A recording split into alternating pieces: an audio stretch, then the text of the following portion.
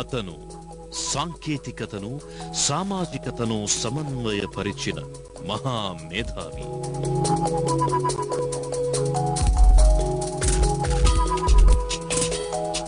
సంగీతాన్ని, చిత్రకళను నవీన యంత్రంతో మేళవించి సరికొత్త ప్రపంచాన్ని సృష్టించిన అభినవ బ్రహ్మ. కేవలం మహాసంస్థలకే పరిమితమయ్యే అత్యధునాతన పరికరాలను అతి సామాన్యులకు సైతం అందుబాటులోకి తెచ్చిన వైజ్ఞానిక తాళికుడు. అడుగడుగునా సుడిగుండాల జీవితంలో అవరోధాలన్నింటినీ అధిగమించి సంకల్ప బలంతో సమస్త మానవాళి హృదయాల్లో చోటు సంపాదించుకున్న అసాధారణ ప్రతిభామూర్తి. ఆయనే ఉండి ఉండకపోతే కంప్యూటర్ యుగం అసంపూర్ణంగా కనిపించేది. అందుకే ఆయన అస్తమయానికి అఖిల ప్రపంచం నివాళులర్పించింది. అతని స్వల్ప జీవితంలో ప్రతి క్షణం అనల్పమని అర్థం చేసుకుని అఖిల ప్రపంచం అశ్రుతర్పణ చేసింది. అందుకే కంప్యూటర్ మాంత్రికుడు, లోక బాంధవుడు, మహాదార్శనికుడు, మానవాళి ప్రియనేస్తం. ఆ అపురూప వ్యక్తి, అపర బ్రహ్మ, కంప్యూటర్ యుగ వైతాళికుడు స్టీవ్ జాబ్స్.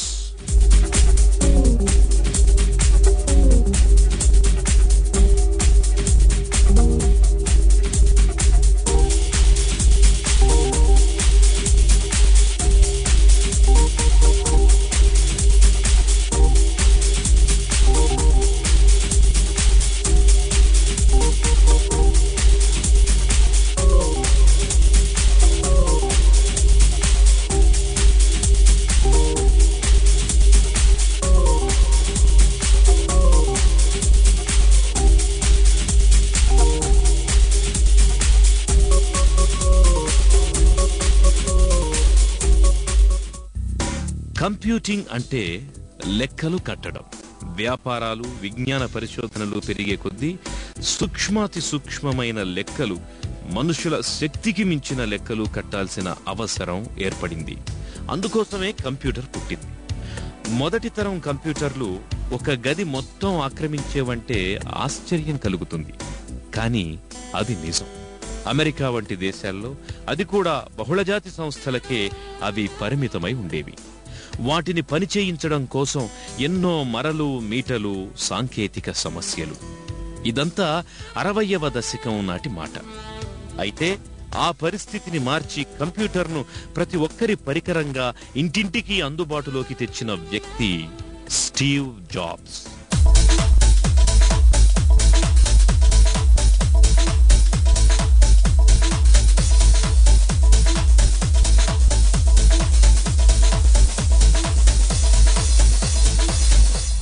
స్టీవ్ జాబ్స్ జీవితం ఓ సమస్యలమయం. 1955 ఫిబ్రవరి 24న శాన్ ఫ్రాన్సిస్కోలో స్టీవ్ జన్మించాడు. ఆయన పుట్టింది జోనా కార్లోస్ కిబీ, అబ్దుల్లా ఫద్ జిందాలి అనే ప్రేమ జంటకు. అయితే వారు అతని ఆలనా పాలనా చూసింది లేదు. దత్తత తీసుకున్న పాల్, క్లారా జాబ్స్లు అన్నీ తామే అయి పెంచారు. ఇలాంటి సందర్భాల్లో సహజంగా ఉండే సంఘర్షణలన్నీ జాబ్స్ చవి చూశాడు. జాబ్స్ చదువు కూడా సక్రమంగా సాగలేదు. కాలేజీ మధ్యలోనే మానేశాడు. ఇదంతా జరిగింది 1972లో రీడ్ కాలేజీలో. ఆ కాలేజ్ నవ్య భావాలకు నిలయంగా ఉండేది. ఆ రోజుల గురించి చెబుతూ, నేను ఇష్టపడి ఎంచుకున్న రీడ్ కాలేజ్ ఫీజులు చాలా ఎక్కువ.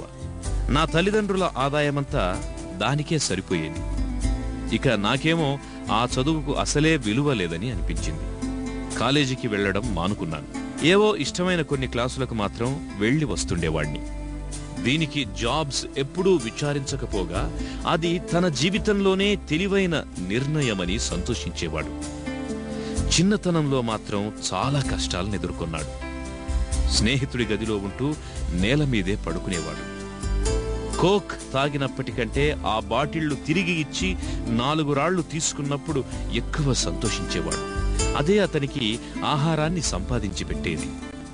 చిన్నతనంలోనే సైన్స్ పట్ల ఆసక్తి పెంచుకున్న Steve jobs the whole earth catalogue అనే పుస్తకం పట్ల విపరీతంగా ఆకర్షితుడయ్యాడు. అతని తరంలో చాలా మందిని అలాగే ప్రభావితం చేసిన ప్రచురణ అది. దాన్ని స్ట్రూట్ బ్రాండ్ అనే అతను అద్భుతంగా ముద్రించాడు. దాని నాణ్యత, సాంకేతిక నైపుణ్యాన్ని చూసి పరవశించిపోయాడు జాబ్స్. అయితే ఆ పత్రిక కొంతకాలానికి మూసేయాల్సి వచ్చింది. 1975 ప్రాంతంలో చివరి సంచిక వెనక వైపున ఒక రహదారి ఫోటోను ముద్రించారు. ఆ ఫోటో కింది వాక్యాలే జాబ్స్ను గొప్పగా ప్రేరేపించాయి. ఆకలితో ఉండండి, మూర్ఖంగా ఉండండి, కానీ మీ పట్టుదలను విడవకండి అన్న ఆ సందేశం ఆయన జీవితాన్ని ఓ గొప్ప మలుపు తిప్పింది. ఆ దశలోనే ఇంటికన్నా గుడి పదిలం అన్నట్లు గుళ్ళో అయితే వారానికో రోజు మంచి తిండి దొరుకుతుందని పసిగట్టాడు స్టీవ్. అది హరే రామ హరే కృష్ణ అంటూ హిప్పీ సంస్కృతి ఊగిపోతున్న తరుణం. ఇంటి నుంచి 7 కిలోమీటర్ల దూరంలో ఉండే హరే కృష్ణ ఆలయానికి ప్రతి ఆదివారం వెళ్లి అక్కడ వారు పెట్టే ఆహారాన్ని తినేవాడు. చదువు లేకపోయినా ప్రతిభావంతుడైన వ్యక్తి మేధస్సు ఖాళీగా కూర్చోదు. జాబ్స్ అందంగా అక్షరాలు రాసే కాలిగ్రఫీ నేర్చుకోవడం మొదలుపెట్టాడు. నిజానికి అతనికి దాని అవసరం లేదు. అది ఎందుకు ఉపయోగపడుతుందో కూడా తెలియదు. ఇష్టంగా అనిపించగానే దాన్ని నేర్చుకున్నాడు. ఇది తన భావి జీవితంలో ఓ అద్భుతమైన సంస్థను తీర్చిదిద్దడానికి దోహదకారి అవుతుందని అతనికి తెలియదు. ఆ సమయంలో అటారీ అనే ఓ వీడియో గేమ్స్ కంపెనీలో చేరాడు. అక్కడే అతని దృష్టి హరే కృష్ణ భావానికి పుట్టినిల్లైన భారతదేశంపైకి మళ్ళింది. తన పాఠశాల నేస్తం డాన్ కోట్కేతో కలిసి ఆధ్యాత్మికానందం అన్వేషిస్తూ ఈ కర్మభూమికి చేరుకున్నాడు. భారతదేశంలో ఉన్న పవిత్ర పవనాలకు ప్రజల పేదరికానికి పొంతన లేకపోవడం జాబ్స్ ని కలవరపెట్టింది. నిజం చెప్పాలంటే ఇండియా గురించిన అతని ఊహలు పెద్దగా నిలవలేదు. కాకపోతే ప్రపంచాన్ని మార్చాలంటే సాంకేతిక విజ్ఞానం కీలకమన్న భావన తొలిసారి అతనిలో కలిగిందంటారు. అదే అతనిలో అంతర్గర్భితమై అద్భుత శక్తిని ప్రజ్వరిల్లజేసింది. ఇక అప్పుడప్పుడే కంప్యూటర్ గురించిన ఆలోచనలు కొత్త మలుపు తిరుగుతున్నాయి. పెద్ద పెద్ద కార్పొరేషన్లు పరిశోధనాశాలల పరిధి దాటి వస్తున్నాయి. ఆ వాతావరణమే అతన్ని అమితంగా ప్రభావితం చేసింది.